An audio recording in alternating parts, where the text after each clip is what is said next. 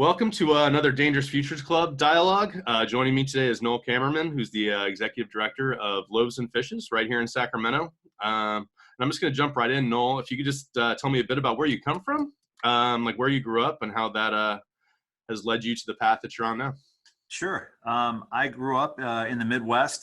I was raised in Michigan. I was born in Illinois, raised in Michigan, did my undergraduate at Wabash College in Indiana, and then did my master's degree in mental health counseling in Cincinnati at the University of Cincinnati in Ohio. And so it was that point in time that I started getting involved with services for people experiencing homelessness.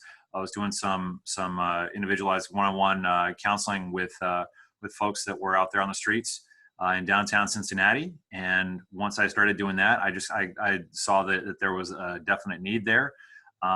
And I stuck with it. And my career took me to New York City, where I was leading a program there that was helping people that were experiencing homelessness and had a diagnosed mental health issue, trying to help them get back into employment and move on with their lives.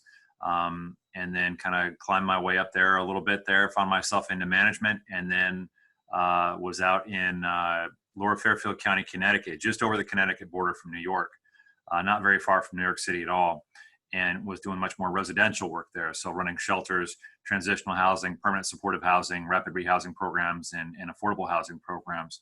And then bolstering a whole set of support services to help people get an income and move out into housing of their own in the community. And so, and then from there, I found my way out to California. So in that one, you were the Chief Officer of Performance Measurement and Program Effectiveness. And that kind of leads me to a question I want to have about education. I saw on LinkedIn, you majored in psychology, education, and math. Is that correct? Yes. So a little bit, I'm both sides, left brain and right brain. I think some of it probably has to do with the fact that my mother is a CPA. And a small business owner out in Michigan, and the mathematics was always a very strong piece of growing up. But it's really served me well as we're looking at not just work on an individualized basis with people experiencing homelessness, but also looking at the greater system of services and identifying what programs are effective at achieving certain outcomes. What programs are really good about meeting immediate needs versus meeting some of those long-term goals of trying to get people to a sustainable income and also independent housing for themselves. So spent a lot of time there it was in Spirica in Connecticut, and was working with them there, not just on developing effective programs within the organization there, but then also got involved at local, regional, and statewide efforts to see what we could do to achieve major outcomes at the state level. And so some of the big milestones that we were able to achieve was we were able to get to functional zero for veteran homelessness. So they don't have any homeless vets there, and if they do identify anyone that is experiencing homelessness that's a vet, they're prioritized for housing in the community, and so they keep that number at what they call functional zero. Mm-hmm. And then also functional zero for chronic family homelessness while I was there. And they were just kind of going from one subpopulation to the next within the overall population of folks that were experiencing homelessness, and trying to get to functional zero for each of those. So it's not an overnight success, and a lot of work went into each of those individual milestones, but it showed me that if you can really coordinate the community around certain efforts, we can make some substantial gains and have some major successes out there. That functional zero in terms of veterans and families that's amazing. Kind of takes me to my next question. In terms of people who might be unfamiliar with the homelessness crisis in Sacramento County, can you just do a brief breakdown of the numbers, just how many homeless residents we have kind of historically? And my understanding is we've seen like a massive bump, especially in the last couple of years. So yeah, there was between 2015 and 2017, I want to say there was a 30 to 40% increase in the number of people experiencing homelessness in the community. And during that time, it was an 80% increase in the unsheltered population. And mainly the reason between the two different numbers there is the fact that the people who are sheltered, your inventory of shelter beds doesn't change a whole lot unless you have some significant funding come online. And if there's any add to the overall population, a lot of times it's going to be in that unsheltered number. And so the timing of it all with the economic crisis that we had back in 2008, resulting in over time a lack of affordable housing to be built during that period of time. And so for a long period of time, we saw people doubling up and doubling up and doubling up, and it was a very common practice. And then that eventually hit a tipping point, and then we started seeing massive increases in homelessness. And so you saw that 30 to 40% increase in 2017 from 2015, and then you saw an additional 20% increase from 2017 to 2019. And so it's not a good trend. And what it tells us is that we have to do a lot more in terms of housing development for everyone over, all across California here. But the major gains, I mean, anytime you see a double-digit percentage increase in homelessness in a community, you have to start making some major changes and making them right away. Last year, the numbers I think I saw 5,500 was the official count. Is that county-wide? Does that sound about right, or we think probably a little higher? That sounds about right. It's historically an undercount because that's everyone who is experiencing homelessness on a single day. And unfortunately, nationwide, we don't really have a better way of keeping track of that from state to state. And so that's a HUD number, and they also have a very specific definition of what homelessness is. So that's people who are in shelters or sleeping out on the streets or in places not meant for habitation. But that doesn't count people who are doubled up and staying and crashing on couches with friends and family and everyone else. And so that real number, you can probably add maybe another 10, 12,000 to that in terms of the number of people that are doubled up in the county as well. So yeah,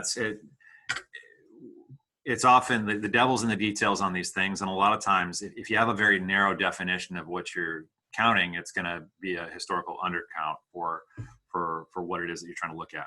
And we're dealing with the census now, correct? I mean, how do you see that playing out in terms of trying to, because my understanding is the census they go through, that's every year, and that kind of part of the census, especially because it's 2020, is looking at that. I mean, how do you see that playing out over the next weeks and months in terms of trying to get that done and getting an accurate count in terms of the homeless population that we have? At this point in time, I don't know how we get an accurate count. Especially as we're looking at the at-risk populations. There was a lot of this count that was going to have to take place online, and that's where they're trying to kind of guide everyone to do that. But if you're someone who's experiencing homelessness, a lot of times you have a hard time getting access to the internet, whether it's on a smartphone or a computer station. And then that's not also taking into account the elderly as well, who are not as tech savvy and have a harder time with it. And so there are paper surveys that are also being used and administered, but again, for people that are harder to get in contact with, I don't see how we accurately count everyone that's experiencing homelessness in the census. So, I mean, I was able to knock mine out online, but if I didn't have my smartphone to do it, or computer access at home to do it, it wouldn't have happened. So and with everything that we're dealing with right now with COVID-19 and the way that everyone is really bunkered down and there's fewer services available, I have had numerous conversations with the U.S. Census Office trying to make sure that we have enumerators out here. But at the same time, I'm not sure that I'm going to be seeing any of them in the next couple of days here when they were planning to come. Because of the fact that we're dealing with a worldwide pandemic at this point in time. And I don't know that it would be in their interest to do that right now. I think that they need to hold off on the count and wait until we're in a better spot to do this thing. Yep, that's kind of how I'm seeing it too. Just in a quick question, instead of talking about, I mean, you already kind of alluded to it in terms of talking about sheltered versus unsheltered, instead of talking about be homeless, in terms of subgroups and in terms of this context, especially talking about the pandemic, what subgroups does it make sense to talk about? Talk about in regards to? In terms of how you do your job, in terms of shelter versus unsheltered, chronic, non-chronic, homeless, families, food insecurity, I'm sure comes into that. Sure. For Loaves and Fishes, we're a very low barrier set of services, and we're dedicated to survival services, just trying to make sure that we get people from one day to the next. And we don't take a lot of information in order for people to get a plate of food or a shower or clothing or anything like that. And so for us right now, it's a matter of just making sure that we're able to still provide some of these basic services that our folks need on the day to day, so that they can make it till tomorrow. And so that's kind of the angle that we approach our services. But at the same time, what we're also trying to do, and it's my goal, that because we have so many people coming to us for services every day, we're a natural connection point to get people from their current situation tapped into the whether it's DHS or trying to get them connected to benefits or to a shelter bed so we're a major connection point for a lot of these different services. And so what I'm often trying to do is trying to bring those services into the campus so that they can then connect with our guests and get them off the streets and into a better situation. Sounds good. Any information about the availability of tests of COVID for the homeless population? I mean, are you aware of anyone going out into the community and trying to do this, or any idea about the number of tests that have actually been done at this point? This is March 31st. At this point in time, I don't have any numbers on that in terms of the number of people tested. My understanding of the situation, just from the media and from what I've seen, is that test availability has been an issue until recently. And I didn't actually know of anyone that was experiencing homelessness that had received a test. And so it was only recently that I found out that we had one of our guests that was very sick, that we found out about over the weekend, had gone into the emergency room, gotten tested, been sent away at that point in time. And they said, well, we'll call you with the results. Came back negative, but the person, whether the illness was COVID related or something else, was, deathly ill at that point in time. And we were worried that they weren't going to make it through the weekend. Since then, the way that person's situation has developed is they were told that it was probably a bacterial infection, and that the COVID test came up negative. They were going to connect this person with prescription and in a motel room temporarily to get him back up and on his feet. And then he became violently ill right there in front of them. And then they had to take him back to the hospital, and they're retesting him for COVID because his symptoms appear consistent. And one of the problems with the tests that we've seen is that there have been false negatives out there. So they're testing him again and trying to get a better handle on what the situation is. So it's deeply concerning, especially when we're not really sure about the reliability of our tests. And so and I'm not trying to be all doom and gloom on all this, but that's another thing that has been a major barrier in order for the U.S. to really get a handle on this virus, is that we don't really know who's walking around with it and who isn't, and part of that is because of the incubation period before people are symptomatic. But then the other part of that is, even when we test them, we're not sure if the test actually worked. So I think that it's a really difficult situation out there for everybody right now, but especially those that are experiencing homelessness, because there's been a stay-at-home or a shelter-in-place order put out there from the county and heavy guidance from the state. And at the same time, when we're asking people who have no shelter to shelter in place, what we're trying to do and advocate for is trying to take services out to where the encampments are. Take food to people, take health services, have a care manager go out there and check in on people and see what they need. And we need bathrooms and wash stations and everything else out there sprinkled much more thoroughly all throughout the county at this point in time, because we have people that are experiencing homelessness everywhere in this county. And we have historically done a very poor job of trying to connect them with the absolutely critical resources and I'm still only talking about restrooms and wash stations. Yeah. And this was an issue that was brought up, I want to say a year or two ago, because there was concerns around Hep A and E. coli, because people didn't have access to restrooms. And now we're looking at a much larger issue, a much more impactful issue, and we're still struggling with these basic things that we need out there in the community. Production nationwide employment, seeing 30% numbers. I'm included in that. I work at worked at Waterboy and hopefully will again, restaurant in Sacramento. So I'm guessing to see the number of housing and food insecure people skyrocket in the next months, unfortunately. I'm hoping that's not the case. Hopefully we'll see a system-wide response from Washington, from the governor. But how are you thinking about this possible explosion in needs for services that you and your team have been providing? We're already seeing it. Yeah. We're already seeing, we're seeing new faces come in for a meal. There's two sides to this. So one is that we're seeing new people who are coming to us for services that need a plate of food and need to eat. And then on the other side of it is we're also seeing a number of other services out in the community that aren't providing the same services anymore. And so they've cut back, scaled back, or shut down altogether. And so where people previously used to be able to get a hot plate of food or a shower or some clothes, they can't necessarily get that. And so because of that, we've seen our numbers go up. And so one of the things that we're really working really hard for around here is to follow all the guidance from the county and the CDC on physical distancing from one person to the next, having people glove up and mask up if they have a lot of contact with people, or if anyone is presenting with any possible symptoms, providing that guest then with a mask. And asking them to also distance themselves. And then we're actually, for people who are presenting with symptoms, we're having them go to the side, and then we're bringing them food so that they can still get those basic necessities and get those basic needs met. And so, yeah, we're seeing new faces, we're seeing new people, and they're also kind of struggling to get the same services that were previously available. And so it's definitely worrisome. Yep. So if I could just take us back to the distant past, time forgotten, kind of in the midst of time, January of 2020.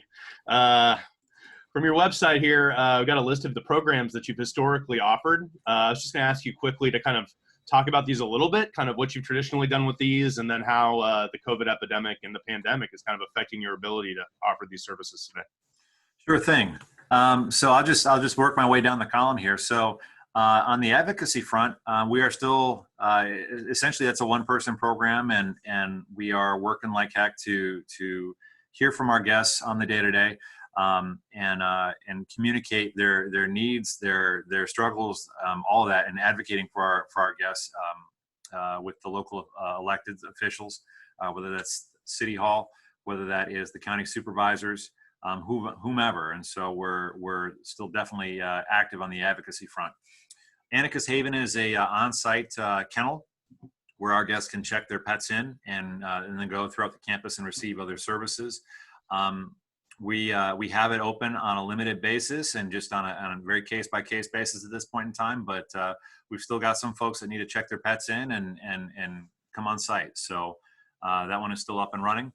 The dining room is definitely up and running, although we're using it as less of a dining room and more as a prep area for takeout food. So we don't actually have guests coming in and sitting down like we used to, unfortunately. We're very historically big on hospitality. And that's why we talk, when we talk about the people that we serve, we call them guests, because their struggles in the day-to-day are so difficult and so traumatic that when they come on our campus, we want to make sure that they have some semblance of safety and feel like they can be treated as a guest. So that's where we come from on that terminology. The dining room right now is prepping to-go meals. We're actually in service right this moment. And I think it's tuna casserole today, or chicken casserole today. Lost my lights. Hang on. So they're putting it all in to-go boxes. Historically, it is we've got a starch, we've got a protein, we've got vegetable, we have a fruit, a small salad, and usually a bread or a dessert to go with it too. We still try and do healthy portions for everyone, because a lot of times this may be the only meal that they receive throughout a given day. We're still our dining room numbers, even though we're not seating people, the number of people coming through our line is definitely up. On the weekends, we're seeing a lot more people as well. We are open 364 days out of the year. We have not closed one day this year. You still got Ed running the show. Ed's still running the show. Chef Love it. Edwin, he is amazing. I've actually we have a new dining room director who started about a month and a half ago. So this is all very new to him, and he's had a trial by fire, but he has been amazing. And that's our director, Emmerich Flores. Absolutely wonderful. So the two of them have been doing a great job in the dining room, getting the menu squared away, leading the program, and the staff there that come in and help out are absolutely amazing, as well as the few volunteers that are still coming right now. Friendship Park. Unfortunately, we were seeing our numbers increase so much that it was making it difficult to follow through with physical distancing. And so we've had to close down the park and then have the services available that are available in the park available on a case-by-case basis. And so we're bringing people in just one at a time to get what services they need there, whether maybe it's a cell phone charge, maybe it's restrooms, maybe it's maybe they need a sleeping bag or a blanket or something like that. We can still provide all those services. We just don't have people congregating in the park because at some point the number of people that were there got to be so great that it wasn't something that we could continue. Genesis, that's our free mental health counseling program. They are physically not on our campus at this point in time. We have a number of staff that have maybe they've got some folks at home that are high risk for the more extreme symptoms, but they're able to provide mental health counseling over the phone. And still, we're trying to do a telecommuting option there for that program. Jail visitation. Right now, the jails are not accepting any visitors. And so all of our jail visitation volunteers and staff, they are at home and they're responding and communicating with the folks that they serve via handwritten letters. And so we're still doing the letter writing campaign there and still doing what we can. The library, similar to Friendship Park, we had too many people that were congregating inside there. And so we've actually fully shut down at this point in time. Mary House is open, has been open. Again, it's a smaller program. And so we would have traditionally a lot of people congregating inside. People are not allowed inside that program during the current pandemic. And we are providing services through a window on a one-by-one basis, while also trying to follow through on physical distancing between people. Mustard Seed School, it's a free emergency school for children in homeless families. And because a lot of the schools are out right now, we follow suit. And so the kids are not coming into Mustard Seed School. But any family that comes in need of help for services or needs supplies, they are working with those families on a one-for-one basis. And then when they're not working in Mustard Seed School, the staff there, they're out and volunteering in the other programs on our campus. So they are still hard at work and doing what they can where they can. Sister Nora's Place is it's our on-site shelter for women who have a history of whether it's a mental health diagnosis or some sort of disability. 16 beds in total, and that program is still operating and following physical distancing protocols and everything else. And so we're also, we've provided extra guidance there because it is a shelter and we don't want to turn anyone out, but at the same time, we're trying to make sure that the guests are doing what they can to protect themselves and minimize the risk. Spokes and Wrenches, unfortunately, that one is also tied to our Friendship Park program quite closely, and that's a volunteer-run repair shop for bicycles for our guests. And so that one is not currently in use, but that one's closely tied to Friendship Park. The warehouse is open for donations. We're still receiving food donations. We're still receiving monetary donations. We need all the help that we can get because we're seeing more and more people right now because so many other services are shut down. And the warehouse takes in kind, that's like clothes and sleeping bags and tents and blankets and food and anything we can get our hands on. And then those materials and those donations are then given out to the programs out in the community. And then our wash house, that one is still up and running. And so we still do showers and shaves and provide restroom access and laundry service and all that. They've had to cut down on the number of people that can access that program at a time so we can maintain physical distancing. But that one is still up and running and definitely in need right now. So we've usually got a list of people that are waiting to get in every morning. And so we've had to, because we can't see quite as many people at a time, we've had to do a list where we'll have some people seen on one day and then a different set of people seen on the next day, and we'll try and stagger it and give everyone an opportunity to get in there. Man, that is mind-blowing how many services you and your team provide here. It's really, I mean, I've looked at it and volunteered there before, but just to have you break it all down like that is, it's impressive. Well, and we also, I mean, it's a 4.5 acre campus. I mean, it's a big place. And what's nice is that when people come here, it gives them a place to go and to get connected with all these different services, kind of a one-stop shop on all their survival needs. And then our traditional hours are 7 a.m. to 3 p.m. But then with the current situation with COVID-19, we've limited our hours to try and limit the amount of time that people might come into closer proximity with one another. And then we're trying to have people, whether it's the staff kind of working after hours. Our campus shuts down. We still do some cleaning afterwards and other work where we can. But we're really trying to do what we can to follow the guidance of Sac County as well as the CDC to just kind of limit the window of exposure there. Yeah.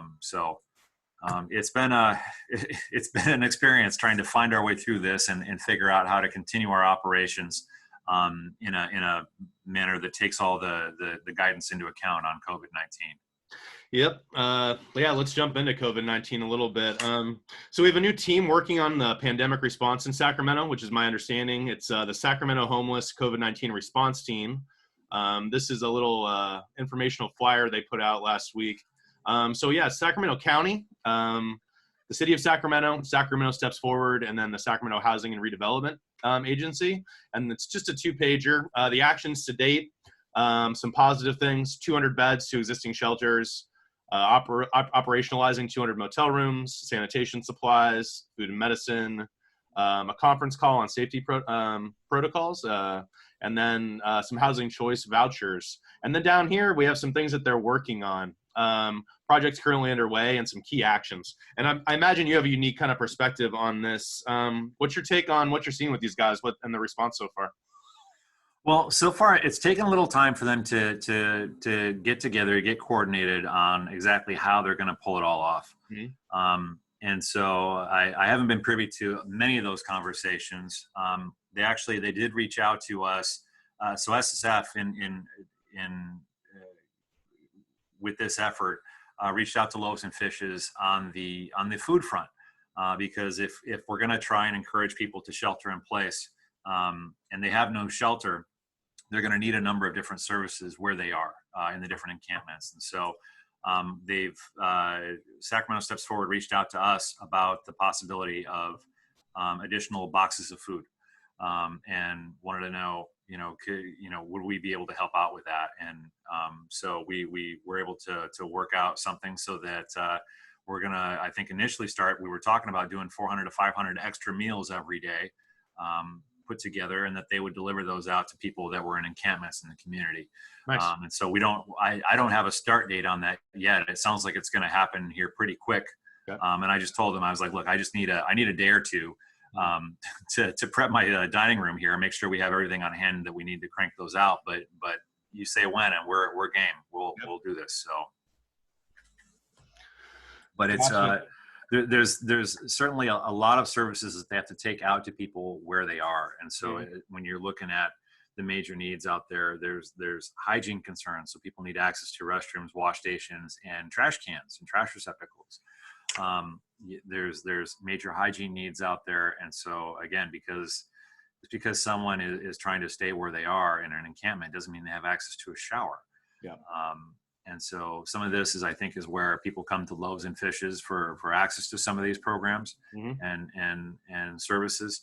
And some of the services are easier to take on the road than others. So I think they're going to have to figure that whole piece of it out, and they're going to be learning as they go. And going to have to develop relationships with the people in these encampments.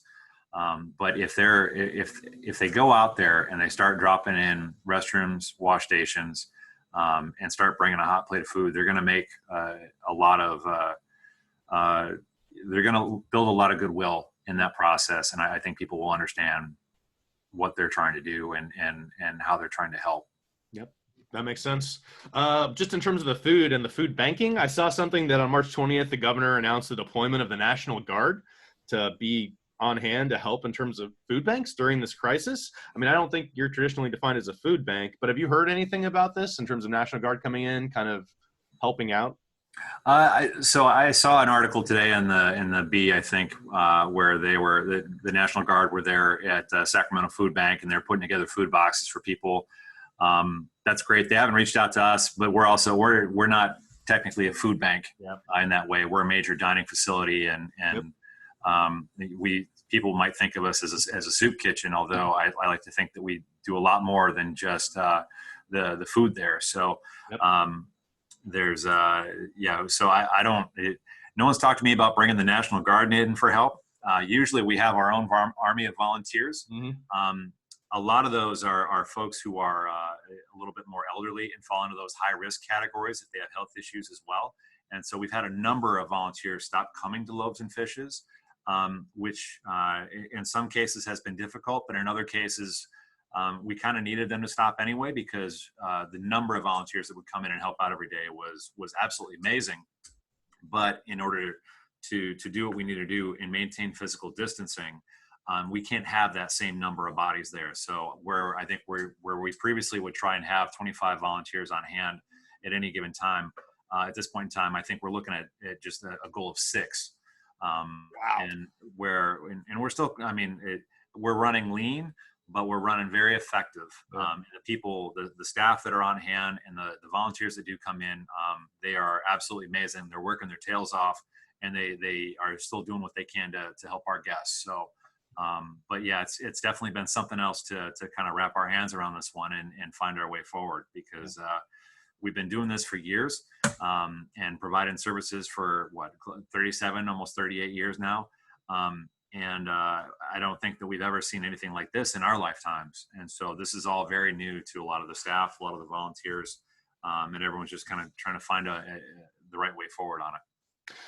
A couple questions about housing quickly. One thing that seems promising is using empty hotels and motels around SAC to house homeless residents temporarily or for the long term. I saw from Visit Sacramento, average occupancy on SAC for hotels and motels was about traditionally 70 to 80%. And now we're looking in some places low as 5 to 6%, which is a lot of empty rooms. And then I saw in the SAC B that the Kimpton at the Golden One Center, the new hotel, and then the Hyatt downtown, and then the hotels at Thunder Valley and Cache Creek have all closed, like completely closed. Like they're not even trying anymore. I mean, do you have any insight into how this process of potentially housing homeless population in hotels like this is going? Are you hearing talk about it at all, or seeing any movement on this? So far, the only movement I've heard on it is that if anyone is identifying as sick and they have to self-quarantine at that point in time for a period of time until they get past their symptoms and 48 hours past their symptoms. And so far, the only instances where I've heard of the hotels and motels being used is when someone has taken ill and they're trying to get them self-quarantined at that point in time, get them off the streets and get them into a more hospitable environment so that they can weather through that illness. Connecting, I have a lot of questions from our guests every day of like, when are there going to be vouchers? When are there going to be vouchers? And I don't know that the rooms and efforts on that are going to be deployed in that way. But at the same time, I'm not involved in it, and I haven't been consultant on it. So it's a hard thing for me to comment on the details of it.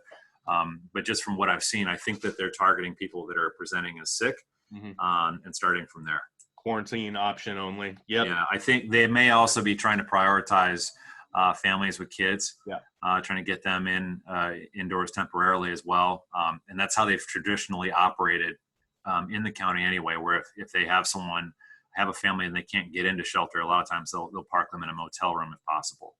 Yeah, I mean, other parts of California, I saw LA is repurposing 42 recreation centers and turning those into homeless shelters. And then San Diego's working on converting their convention center to an emergency shelter. I mean, I would love to see something like this in Sacramento.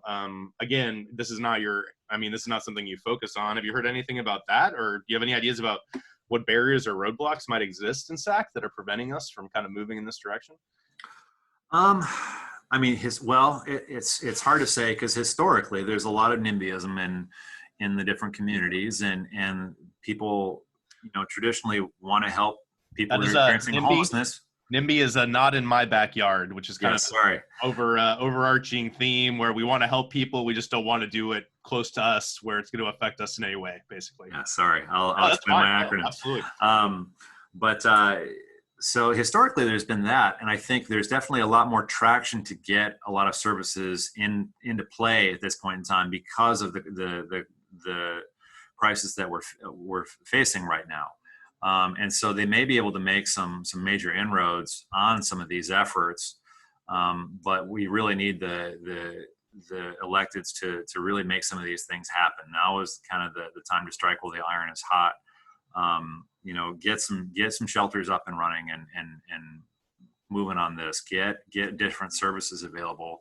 And especially with a big unsheltered population, you really have to have a lot of those. The restrooms and the wash stations are really big right now, and that's not moving the ball forward per se, but that is taking better care of the people that are currently in crisis and out there on the streets.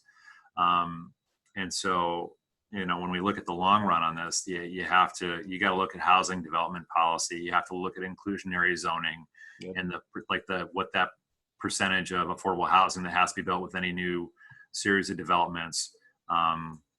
What's the exit clause on that one? Like how low is the buyout on that inclusionary zoning where applicable? So there's all this, but I think right now everyone is kind of focused on the here and now with COVID, and I understand it and it's totally justified, but at the same time, I think that there's other measures that could be done. Yep. To try and get some of these folks off of the streets, especially the folks that have traditionally been harder to reach. Mm-hmm. If they have to get access to services at this point in time, this is kind of your window. This is your shot to make that connection with that person. And for the folks that maybe they've been failed by the system too many times and they've been trying to avoid going back into shelter, maybe now's the time to try and re-engage with those people and try and build up some goodwill and let them know that, like, look, we're trying to help. We're trying to do what we can. And so give us another shot. Yeah. And I'd like to do a quick shout out real fast. Someone who I read, who I think is doing a good job on this, is Matt Levin. Cal Matters is the website he writes for. He does he writes some great stuff and does a podcast about shelter and kind of helping out the least fortunate. So in terms of fundraising, you do not take any government money, correct? I mean, you are not. No, we don't. We've always been private grants, private donations. We've been funded off of the goodwill of the community for 37, 38 years. And that's been our model because our co-founders, Chris and Dan Delaney, when they first got here to Sacramento, they were, and they saw people that were hungry and needed to eat. They just decided they were going to dive in with who was around and who wanted to help, and it was going to be a community effort. And so there's some advantages to that model of fundraising, and then there's certainly some challenges to it too. And so I mean, right now it's concerning just because with the impact of COVID-19 and what's happening with people in the workforce and everything like that. I think there's a lot of fear of folks out there in the community about how this was going to look. Like, do I need to hang on to my money and all this other stuff? And so that was my question. Yeah. What have you seen in the last week or two or three, or in terms of fundraising? Donations were definitely initially down, both on the in-kind, whether it was food or, sorry, my lights, if I'm not moving around enough here, they go out on me. I did pay the bill though. Anytime that there's a situation like this and people hold on to their donations, it's tough. I think we saw an initial dip back when the tax law changed at the end of 2018. and there was a lot of people kind of holding back at that point in time that didn't previously hold back. And so donations took a dip, but we were able to weather that storm.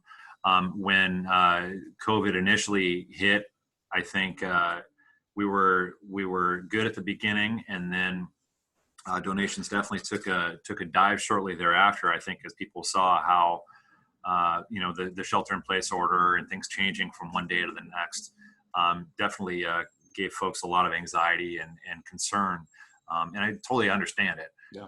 But as we're trying to figure out kind of what this new normal for now looks like, we've found that we're able to still be open and still be operational and still help a lot of people, actually more people than we normally help right now. And because of that, our costs are up, but we're kind of doing what we can and cutting costs where we can, but we still need a lot of help to make this whole thing happen. So I mean, we previously saw about 1,000 people a day on our campus. What that number is now, it's hard to say, but we're definitely serving more people in our dining room. And while people aren't congregating on our campus in the same way, we're still seeing a lot of people, and we're seeing a lot of new faces.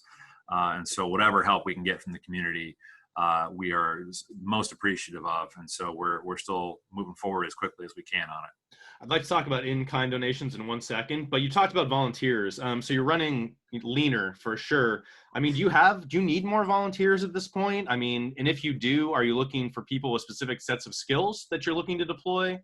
I mean, how are you thinking about it? We do need volunteers. I think we definitely need people that are willing to help out with food prep and cleanup and that sort of thing. We're minimizing the contact with our guests and trying to keep it out of like high traffic areas. And so, yeah, whatever, if folks are interested and want to help out, all they have to do is contact our volunteer coordinator. Her name is Cindy Presley. Okay. And her email is just volunteers@sacloaves.org. Or just check out the website, sacloaves.org. And people can kind of throw their hat in the ring and see if there's an opportunity that would fit with what they are interested in doing. And we'll take the help. We still need help every single day. That's good to know. And then we're going to go just to your website one more time.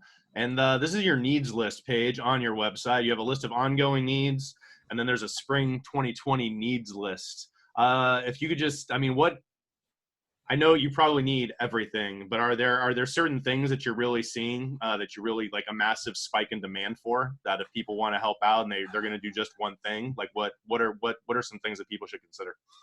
I mean, everything is needed at this point in time, and a lot of our in-kind donations are down. And so even if we have people bring stuff by that, like even whether it's walkers or wheelchairs or anything like that, we have a lot of people who are medically compromised and have mobility issues that need items like that. And so if you're not sure, call ahead and just ask. And we've got people on that can answer questions, and we have all kinds of needs for our guests. And even if stuff isn't on the list, usually we can find a use for it or someone that may need it.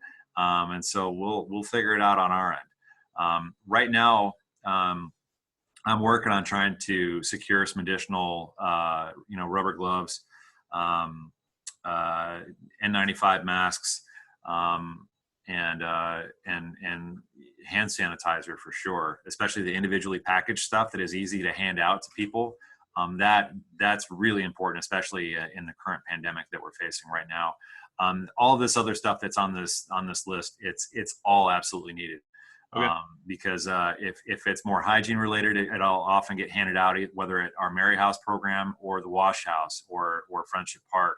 If it is clothing, that goes to Mary House and the Wash House. If it is food and snacks and that sort of thing, it may go to the dining room, or it may go to the Friendship Park staff, and we'll hand it out as breakfast to people. Yep. And so pet food we'll take, pet carriers and collars and leashes. Underwear and socks are really big. And those are critical items for our guests as well. Diapers and wipes, and things for people with small children. Those are also critical too. So, if folks are interested, check out the needs list on sacloaves.org, and there's a whole lot of stuff there. that we use and distribute out. And everything that comes into our warehouse, it doesn't sit there. It immediately goes out to our programs for distribution to our guests. So we don't hang on to this stuff. We just have a centralized receiving place for this. Yep. Gotcha. Well, I have one more thing I just wanted to go with. It's kind of big picture, kind of, I don't know, blue ocean territory. So we had the CARES Act passed, right? So the Coronavirus Aid Relief Economic Security Act. My understanding is it includes $4 billion for homelessness assistance, and that'll be distributed with these emergency solutions grants. And then in addition, the bill provides $5 billion for community development block grants, state and local governments for a large number of activities. So, I mean, this sounds like a potentially very, very, very good thing. You know, $1 billion here, $1 billion there, real money at some point. Magic wand is handed to you, and you could change a couple things about the way that money like that is being spent. I mean, if you had to pick one thing or just one or two things, and we're talking either national level, state level with the governor and the legislature, or city, where would you deploy if you got a mass amount of resources, like you're looking at the system? What do you do? Ooh, well, that'd be a nice problem to have. Right? Have a magic wand, right? So for me, for California, we have a very high percentage of people experiencing homelessness in California, much higher than other states. Yeah. Whereas I think we have 12% of the nation's population. This is off of the 2017 numbers, but we had 12% of the nation's population, but we had 24% of the nation's homelessness. And so that's not the right number. And basically we're out in front here in California for the number of people that are experiencing homelessness. We don't have enough shelter spaces. We don't have enough housing. Housing's a big one for me, because essentially the quick and dirty of it is, if someone has a home, they're not homeless anymore, right? Obviously there's a lot more that goes into that. There's getting people stabilized and ready, getting them connected with medical, mental health, or substance abuse care if necessary, getting them an income, and then getting them out into housing. And then usually there should be some follow-up services there too, to make sure that they then stay housed, they don't become homeless again, because that's a big step for someone who hasn't had a home of their own for a very long time. And I've run successful programs that facilitated all of those aspects and programs, and had some really great outcomes. And I did that in my time in Inspirica in Connecticut. What we're seeing here is we're seeing such a shortage of housing statewide that is impacting everyone, not just people that are experiencing homelessness, but when we look at the rise in housing costs in Sacramento alone, I mean, we were we had one of the largest increases in housing prices out of anywhere else in the U.S. I mean, it's astounding. I mean, don't get me wrong, Sacramento's a great place to live, but that's more so due to the fact that we're not building at the rate that our population is growing. Mm-hmm. So I would want to see a lot more housing developed. I would want to see some shelters, but a shelter is a temporary stop in this system of services, and people shouldn't be in a shelter for more than 1 to 2 months at a time. You get them stabilized, and then you get them out into housing, and then you refill your shelter, and then you do it all over again. And so you should be turning your shelters over 6 times a year, essentially. Interesting. As you transition people out into housing. And what we're finding is that there's no housing to be had, even if you have a voucher, even if you have a Section 8 or a Shelter Plus Care voucher. Even if you have one right now, you can't use it because that's set at the national, at the HUD FMR, the fair market rent level for that community. But the FMR changes incrementally, and the actual market rate, as we all know, is much higher for any rental property right now because there's such a lack of supply. So we have high demand, we have low supply, and it's driving the prices up. Fortunately, this aspect of it isn't so complicated. I took Econ 1 twice, so it's definitely not my wheelhouse, but I get it enough that I can explain it a little bit. Mm-hmm. And so we definitely need more on the housing supply side. We need more housing inventory for people of all income levels, not just affordable. Well, we definitely need affordable. Mm-hmm. We definitely need some permanent supportive housing for people who have been homeless for a very long time and are now disabled. because it's not a realistic expectation for a lot of people to all of a sudden, like, okay, so we've got them into housing, now they need to work. Well, depending on the nature of the disability, they may not be able to. And so we need to come to grips with that reality as well. There are quite a few people who are able to hold down a job. And for those folks, we should get them some vocational training and some job placement and then some job retention afterwards. And so there's a lot of different services out there that are incredibly effective. But unfortunately, there's no one blanket approach that's going to work for every single person experiencing homelessness. And so that's why you need to have a bunch of different arrows in your quiver. So depending on the shot and the type of services that's needed, you have a bunch of different ways to go about it. So in some cases, it's shelter to go out into market rate housing. In some cases, it's shelter to go out to a rapid rehousing program, which is a limited subsidy that lasts for a year, and then they're tapered off of it. Mm-hmm. In some cases, that might be permanent supportive housing, or some other type of program. And so it's depending on the individual and what their needs are and what their strengths are. Then you can match up the right intervention. And so I would want to see us go deeper on all the interventions, but to do that, we also, the critical thing for me is housing development. And then as we're doing that, I also and part of what we do here at Loaves and Fishes is we're focused on the here and now, because we have all these people that are street homeless right now that need help surviving from one day to the next. Unfortunately, it's not like we can throw everything into the long-term approach, because there's so much more that has to be handled right in the here and now and in the short term. And so we have to do a measured kind of rollout of all these different things, bolster up all of our programming and services with the idea that then as our immediate need decrease, so if our street homeless population decreases, then we don't have to spend as much on shelters. And we bring the number of shelter beds down, and we bring our housing levels up. And that's what we want to go for. And so it's trying to really just right size our system of services overall. So sorry, that was a very long answer to your question, but it's such exactly what I was going for. No, it's hard questions, man. You need hard, complex, systemic answers to actually try to address them. So well, I led with my quick and dirty answer, which was like, all right, so housing is how you solve homelessness. But then the path to that, it's often a very curvy and complicated path to get there, but it can be done. I've seen it done in other communities. Mm-hmm. And I know that we could figure this thing out here. We would just have to align our resources, and have the different entities that are at work on these issues, whether it's the city, whether it's the county, whether it's the state, whether it's the private nonprofits. Everyone has a stake in this, and everyone needs to work together to have a more united approach, because we're much more effective together with all of our resources than anyone trying to go it alone.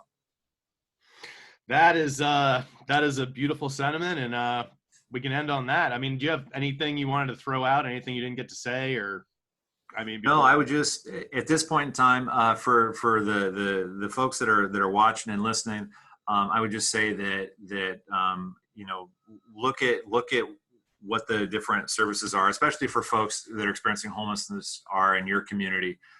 Whether for Sacramento Loaves and Fishes, like our website is sacloaves.org, but if you've got somewhere a little bit closer to home that you're interested in and want to get involved, whether it is volunteering or making a donation or getting in there for advocacy, check out your local homeless organization as well. Because there's a lot of great people who are trying to do a lot of important work and help people. Man, can't end on a better note than that, man. I really appreciate your time. Thank you for taking the time to talk with me about this today. And I used to cook with Ed actually some years ago, and hopefully you're going to see me in the next week, because it sounds rough, but like you said, we're gotta hang together. We will assuredly hang separately. So thank you so much for your time, man. It's been an honor. All right. Thanks for having me. Yeah, absolutely. Take care. All right.